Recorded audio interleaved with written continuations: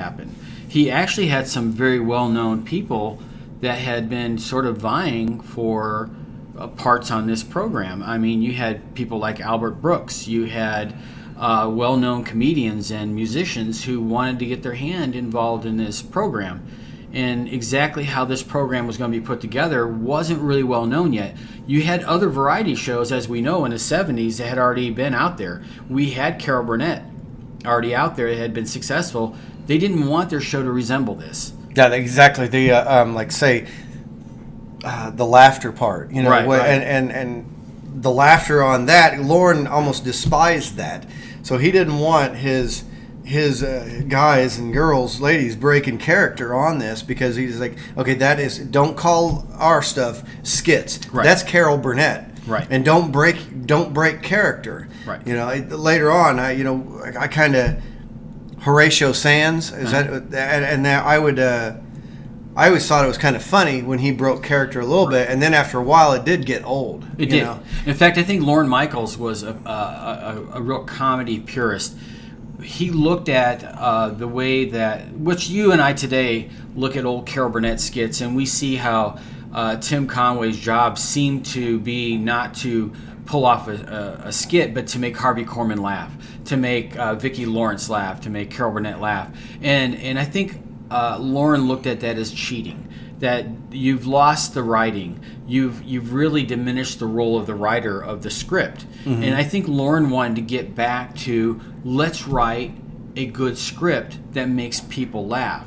And I think he thought that the writing is what needed to be valued in his show. That's what he wanted. He valued the writers as much as he valued the performers.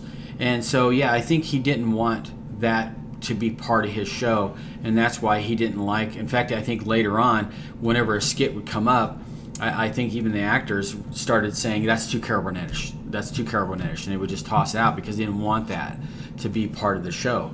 And so you're right, but you were right.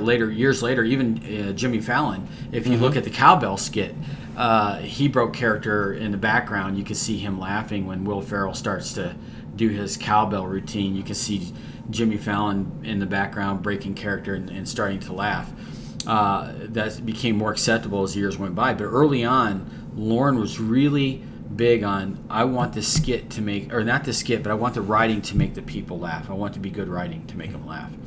And so I found that interesting as I was reading through that. He wanted something to be totally unique, and he really valued the writing on that, as evidenced by the two people he valued the most in the early on, which was Chevy Chase, the writer, and was it Michael O'Donoghue? Michael O'Donoghue. Right.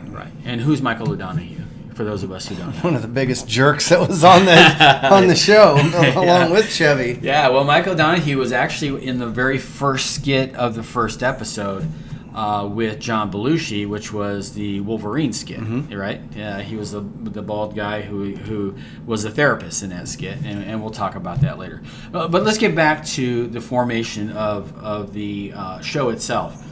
So Dick Ebersol gets involved. Lorne Michaels, he sort of recruits Lorne Michaels in on this. There were some other people they wanted. It came down to two people, and they decided Lorne Michaels was the one they wanted to go with. So they went with Lorne Michaels. Then Lorne Michaels decides he's going to come on board.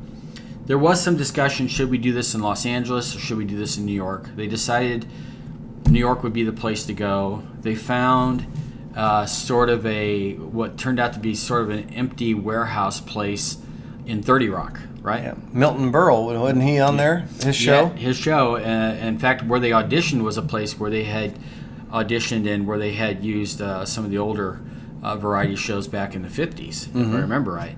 And it's old studio at 8H. 8H, right, which is today where Saturday Night Live is filmed today. And I've been in that studio, and even today it still looks like an old warehouse.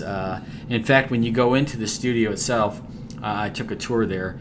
You're not allowed to take pictures when you go in there on a tour, but it still looks like it did probably back when in 1974, 75 when they started the show. And if you look up in the balcony where the audience sits, those chairs are still the same chairs. They have this superstition that says even if the chairs break, you just duct tape them and fix them the best you can because they don't want to replace the chairs because they have the superstitious belief that something will go wrong if you replace those chairs. But he decided to use this old studio at 8H which is kind of a storage room that they used, and he fixed it up. He had a budget of what, $138,000, I believe. I don't recall. $136,000 a week, a show, which was not much money at the time, to put this thing together. So he puts it together. So who does he go to? Who does he try to get for this show at the beginning? To help him put this together. He goes to Albert. But yeah, Albert Brooks is wanting to be part of this. Albert Brooks. Oh, you listen to Albert Brooks. When I say listen to, is reading. It really sounded like he thought he was going to be the permanent host. Right. Honestly, though, they weren't sure if they were going to have a permanent host or not. I mean, they were going to have maybe a few rotating hosts, Mm-hmm. but from everything I gather, when they went, they got called down to Burbank or back to Burbank by Johnny Carson. They wanted to know their plans for the show, and basically it's kind of like they said we were going to have a guest host or maybe a rotating host. And they said, yeah, you can have rotating hosts, and you can't, 8 weeks before the show, that host cannot be on that show before he's on the Tonight Show. And then when he's on or she's on the Tonight Show, she can't be on Saturday Night Live for 2 to 3 weeks or something. It's a little window. But it's almost like Johnny Carson started this, and then Johnny Carson, they gave their blessing, and then basically, in my opinion, he kind of said, okay, yeah, you're going to have rotating hosts. But they were toying with that idea anyways. Mm-hmm. But Albert Brooks really thought, every time I read it, all I get is that he thought he was the guy that was going to be the main host for it, and he felt like he got in the shaft. Right. So Albert Brooks ended up actually making just the short films for them. And so the first episode, he had a short film that he made. He didn't actually perform on that first episode. I think he had his films lasted for the first 7 or 8 episodes, and then eventually he left the show. And but the film still continued. Basically, that's NBC or Saturday Night Digital Shorts now. Mm-hmm. Digital Shorts, right. Mm-hmm. But... So they Albert Brooks didn't become part of the regular cast. When we look at the not ready for primetime players, he had a choice of people he could choose from. Where was his pool? How many were there? What, 9? There was 9. 9, yeah, right. Yeah, we look at 7, but there were originally 9. You know, the other 2 were Michael O'Donoghue, right? Mm-hmm. And George Coe. And George Coe, they even though Lauren had a pretty either hard and fast rule or very general rule, he didn't want anybody over 30 on the show.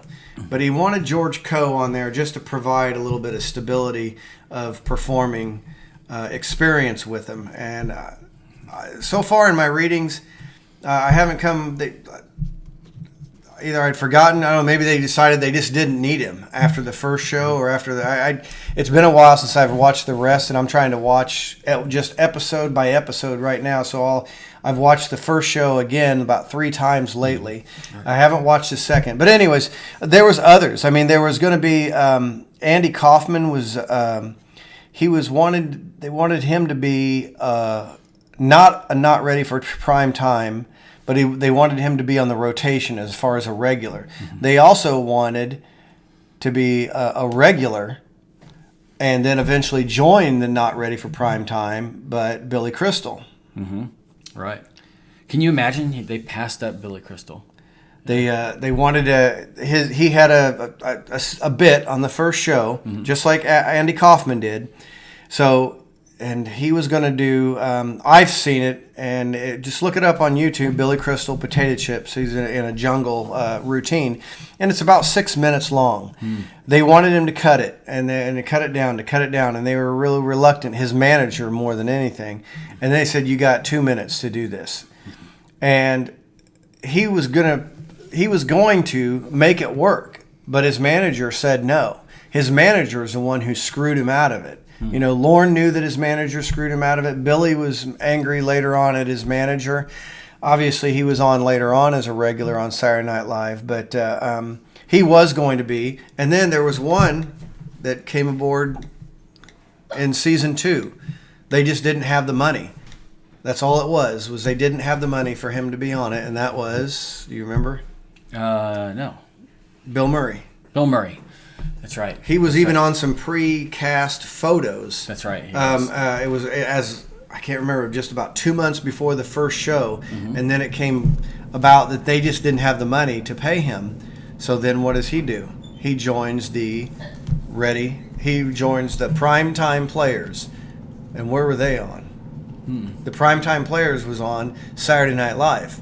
Howard Cosell's ABC Saturday Night Live. Which was a monumental flop. Yes. Right. And that's why they couldn't call it Saturday Night Live. It was NBC Saturday Night. They wanted it in Saturday Night Live, but they couldn't because Howard Cosell and ABC had already beat him to the punch. It was live, but when they watched it the very first night, the NBC Saturday Night crew watched it. They just kind of like breathed a sigh of relief. They were like, "This is ridiculous." It wasn't going to be a threat. Yeah, and it was Chevy Chase's departure that opened the door for Bill Murray. Am I right? Right. Yeah. So which was a blessing, I think, for everybody involved, because I don't think Chevy Chase was really gelled real well with the rest of the not ready for primetime players. There was a lot of jealousy because basically